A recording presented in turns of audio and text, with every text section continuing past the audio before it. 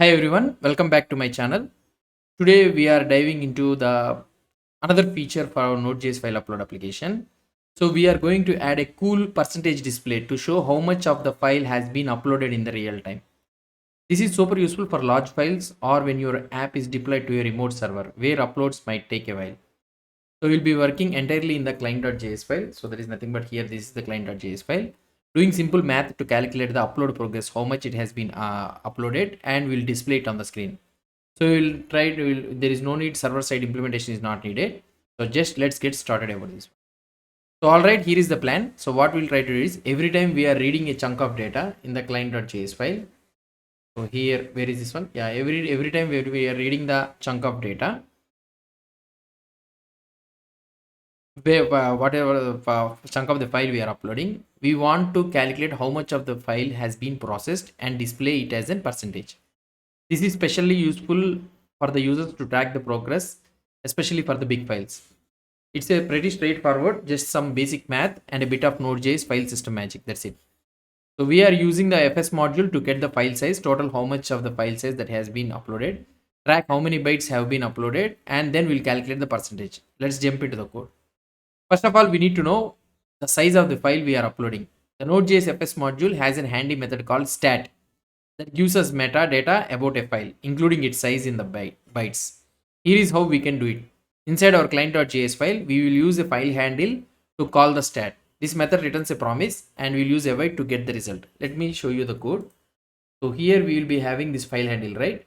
So in order to get this file size, so here I can use constant file size is equal to await file handle dot stat, and if you want to get the size means you can get it directly the size. That's it. So now this is able to get it. Yeah, so this is the file size. Now this gives us the exact file size in bytes. So here you'll be able to see the exact file size in bytes, just the precise number. The stat method also provides other info like the permissions or timestamp, but we only care about the size property for now. So let's add this line to our client.js. We have added this one typically near the top where we are setting up the file stream. And what will raise the file size variable will be our reference point to calculate how much of the file we have uploaded. So now tracking the upload progress. So now that we have the file size, we need two variables to track the upload progress. One is the bytes, how much bytes it has been uploaded, to keep track how many bytes we have read from the file. And we'll have another variable uploaded percentage to store the calculated percentage. So here I will be having something like let's bytes uploaded is equal to 0 and let uploaded percentage is equal to 0. So these are the two things which I will be trying to do it. Uploaded percentage. That's it. Bytes uploaded and uploaded percentage. Since these will change, as we read more chunks, we'll define them with let instead of the constant. So fine.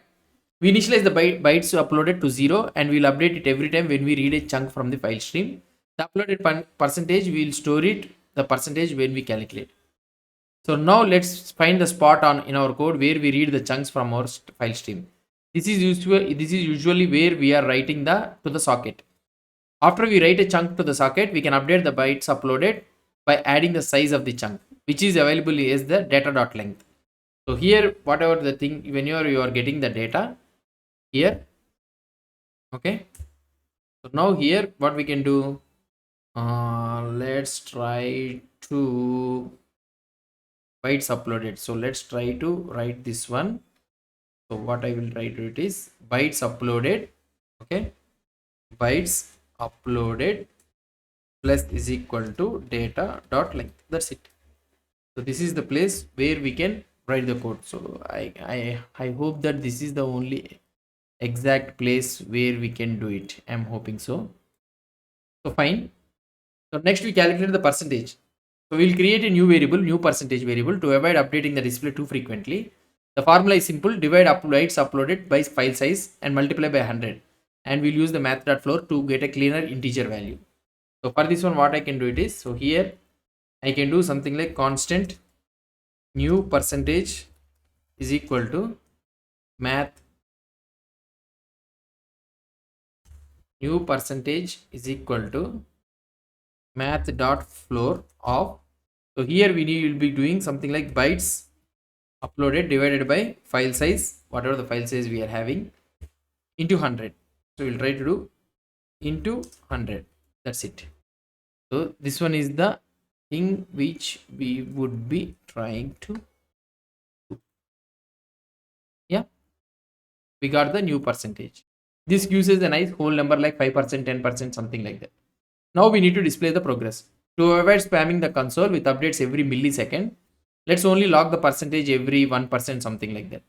So here I can write in such a way that if new percentage is not equal to uploaded percentage, then what I can do, I will store that uploaded percentage, new percentage value in the uploaded percentage, and I will do console.log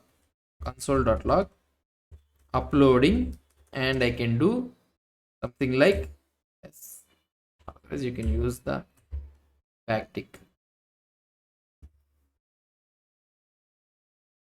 dollar of uploaded percentage. That's it. And here if you want, you can add percentage. That's it. So this checks if the new percentage is multiplied, something like that.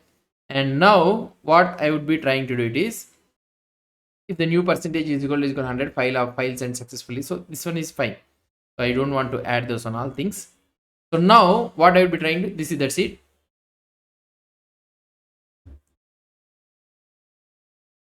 Here I am trying to it. So here you'll be able to see uploading 25, 28, 28, 30, 40, something like that is just trying to upload it.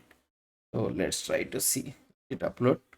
See, file sent successfully. But here showing like this, it is not looking nice, right? So what we'll try to do is, instead of this one, so we have already learned in our previous videos how to remove that in the console, the cursor, moving up the cursor and clearing up the cursor using the readline module. We have seen it. Let's try to implement that one. So for this one, what we will try to do it is, so here you can use console constant readline is equal to require of readline. Okay, so now what I can do here when we are printing, so here readline dot move cursor, first I will try to move the cursor, so that is nothing but process dot standard output. So from where the stream we need to standard output 0, -1, so to the up one place. And what I will do, readline dot what I can do it is clear line, so clear line, and here also I will do process dot standard output, 0, 0 means the entire one. So fine, that's it.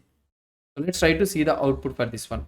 Let's go here and I will clear it out, and here I will do it. See here, uploading 1, 2, 3, 14, 13, 15, 16, 17, so something like that, it is trying to upload it.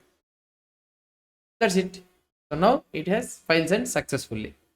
So that's it guys about this one. So hope you understood about this one. So let's try. So that's it guys. So we have added a small upload progress and all those things. So that's it. So in the next video we will try to see, that's it. So most of the things we have completed it. Hope you understood about this concept. If you have any doubts or any suggestions, please post the comments below to this video. And if you like this video, please do support me by subscribing to my channel. Thank you.